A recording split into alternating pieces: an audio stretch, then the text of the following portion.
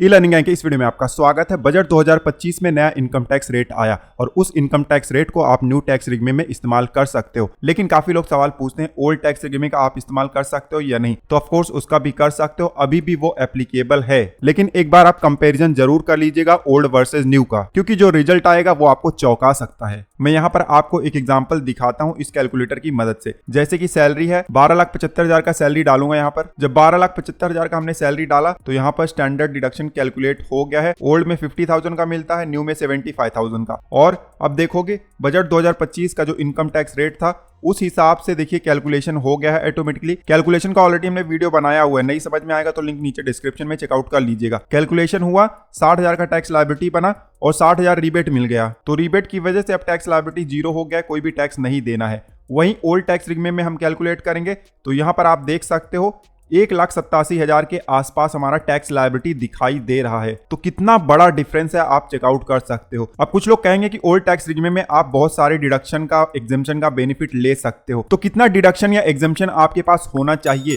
कि आपका जो टैक्स लायबिलिटी है जीरो हो जाए, जल्दी से जान लेते हैं। तो सबसे पहले हम सैलरी वाले पेज पर जाते हैं और यहाँ पर कुछ एग्जेम्प्ट अलावेंस का अमाउंट इंटर कर देते हैं। उसके बाद हाउस प्रॉपर्टी के टैब में जाएंगे और यहाँ पर सेक्शन 24 के तहत होम लोन का इंटरेस्ट क्लेम कर लेंगे। और उसके बाद डिडक्शन के टैब में जाएंगे, यहाँ पर सेक्शन 80C के बहुत सारे ऑप्शन दिखाई दे जाते हैं, तो अमाउंट हम इंटर कर सकते हैं। ध्यान देना सारा कुछ यहाँ पर एग्जेम्पशन और डिडक्शन डेमो पर्पज के लिए है। तो जल्दी से डिटेल इंटर कर दिया हमने। अब जो भी एग्जेम्पशन और डिडक्शन का डिटेल हमने डाला हुआ था हमारा कैलकुलेटर ऑटोमेटिकली इसको कैलकुलेट कर लेता है। अब ओल्ड टैक्स रिगिंग में जाएंगे तो यहाँ पर टैक्स लायबिलिटी हमें जीरो दिखाई दे रहा है। तो जो टैक्स लायबिलिटी है उसको 1,80,000 से जीरो लाने में कितने अमाउंट का एग्जेम्पशन और डिडक्शन का क्लेम हमने किया हुआ है जल्दी से बता देता हूं। चैप्टर 6A में हमने 4,75,000 का डिडक्शन क्लेम किया।